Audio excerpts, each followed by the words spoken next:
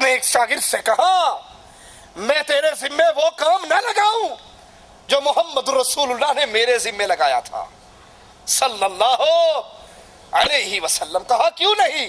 کہا جاؤ ہر بت کو توڑ ڈالو، ہر پکی قبر کو توڑ ڈالو، ہر اونچی قبر کو زمین سے ملا دو، ہر تصویر کو مٹا ڈالو.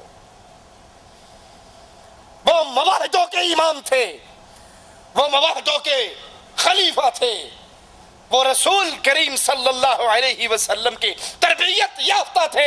انہوں نے شرک کو جڑوں سے اکھاڑ پھینکا تھا. تم اس کا نام لے کے شرک پھیلاتے ہو، دربار سازی کرتے ہو، درباریں قبریں پکی بناتے ہو، اوپر قبے اور جبے بناتے ہو، اس کا طواف کرتے ہو، اس پہ سجدے کرتے ہو، اور پھر نعرہ لگاتے ہو علی ہم تو تیرے ہیں.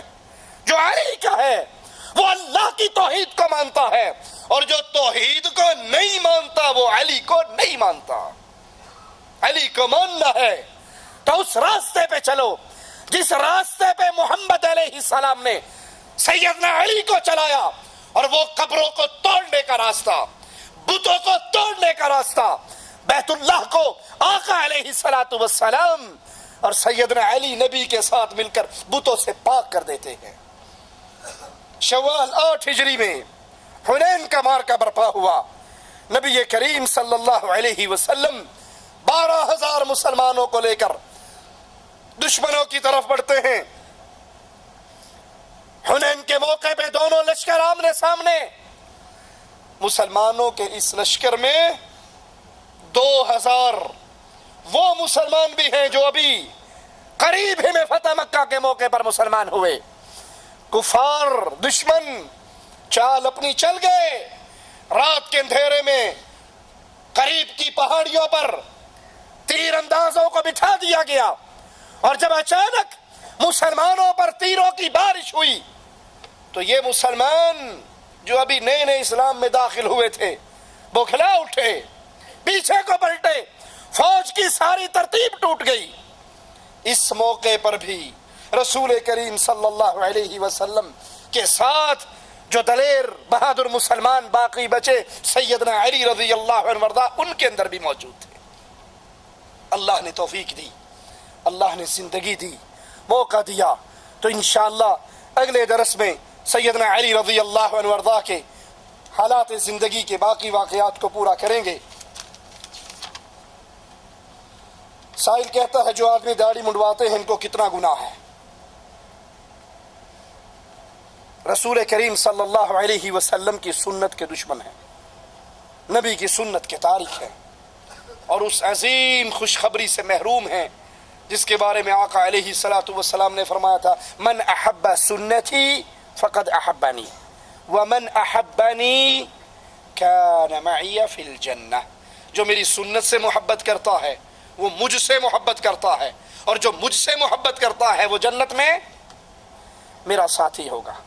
اب جو نبی کی سنت سے محبت کرتا ہے وہ نبی سے محبت کرتا ہے، جو نبی سے محبت کرتا ہے وہ جنت میں نبی کا ساتھی، اور جو بیوی سے محبت کرتا ہے اور بیوی کے چکر میں نبی کی سنت کو شیو کر دیتا ہے وہ کہاں ہوگا؟ خود سوچ لیں. اور یہاں پر خطرناک بات، ایک تو ہے داڑھی شیو کرنا گناہ ہے، مونڈنا گناہ ہے، چھوٹی چھوٹی رکھنا وہ بھی سنت کے خلاف ہے. وہ چھوٹی چھوٹی شاید اس لیے رکھتے ہوں کہ دونوں گھر راضی رہیں گے. کہیں جالیات میں جانا پڑ گیا مولویوں کے درس میں تب بھی کام چل جائے گا، دوسری پارٹی میں گئے تب بھی چل جائے گا. وہ شاید اس لیے یہ عمل کرتے ہیں. اب سوچئے ایک طرف رسول کریم صلی اللہ علیہ وسلم کے حکم ہے، آپ کا فرمان ہے، آپ کا آرڈر ہے، اور ایک طرف بیوی کی محبت ہے. آپ کے دل میں زیادہ محبت کس کی ہے؟ زیادہ پیار کس کا ہے؟ خطرناک بات کیا ہے، ایک بندہ داڑھی کاٹتا ہے یا شیو کرتا ہے، مونڈتا ہے، اس کے دل میں یہ ہے کہ میں گناہ کر رہا ہوں، میں سنت کے خلاف عمل کر رہا ہوں، یہ گناہگار ہے. ایک وہ بدنصیب ہے جس کو داڑھی سے نفرت ہے، جس کو داڑھی سے نفرت ہے.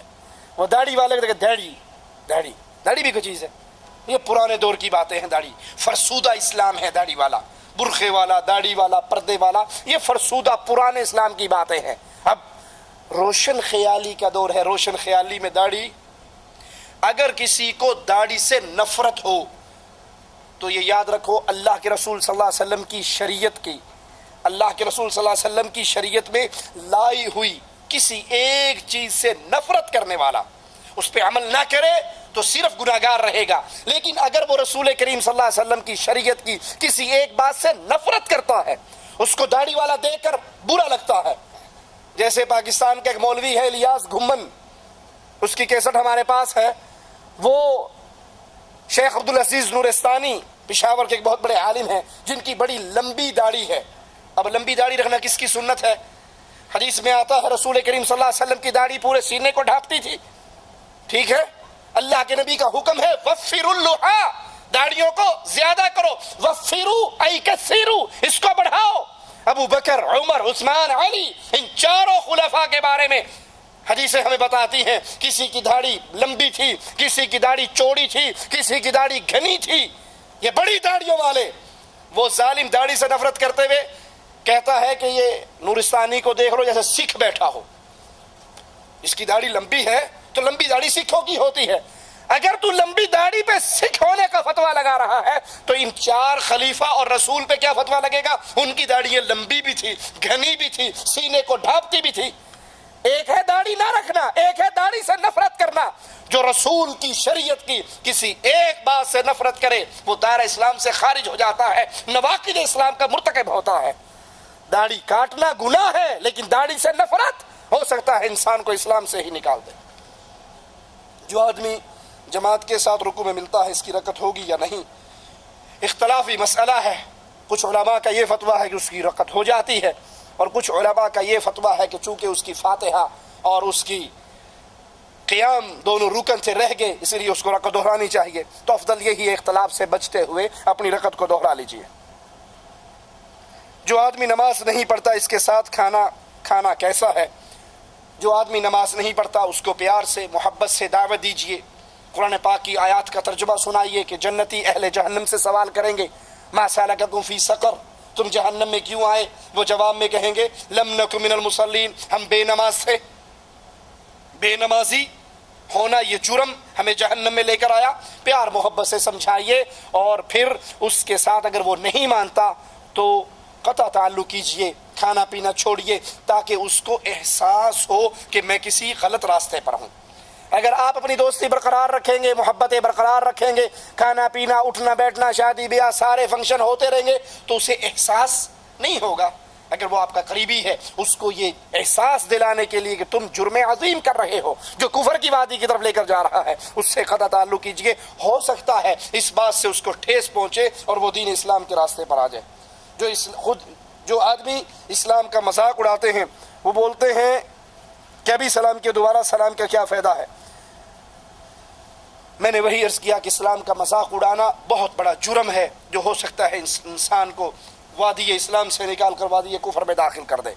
یہ رسول صلی اللہ علیہ وسلم کی سنت ہے سلام کرنا۔